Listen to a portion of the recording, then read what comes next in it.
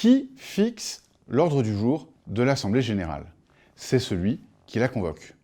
L'auteur de la convocation, hormis certains cas bien particuliers comme une convocation par le commissaire aux comptes ou encore une convocation par un mandataire judiciaire, l'auteur de la convocation, c'est en principe le management.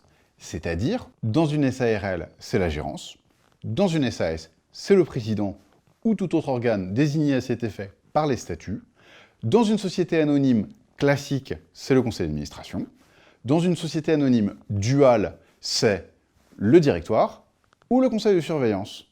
De même, dans la société en commandite par action, la gérance ou le conseil de surveillance. L'Assemblée générale est liée par son ordre du jour. Cela étant, il est possible d'en impacter le déroulement et le cours, voire, de facto, l'ordre du jour en séance. L'exemple le plus connu, c'est celui des incidents de séance, dont l'occurrence la plus fréquente est le fait pour un ou plusieurs actionnaires de demander en séance un vote immédiat sur la révocation d'un ou plusieurs des administrateurs ou membres du conseil de surveillance, alors même que ce point n'est pas à l'ordre du jour.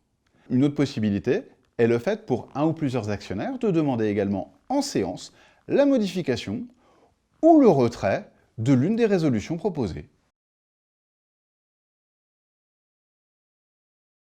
Enfin, il existe un dispositif spécifique aux sociétés qui publient un avis de réunion, c'est-à-dire essentiellement les sociétés cotées.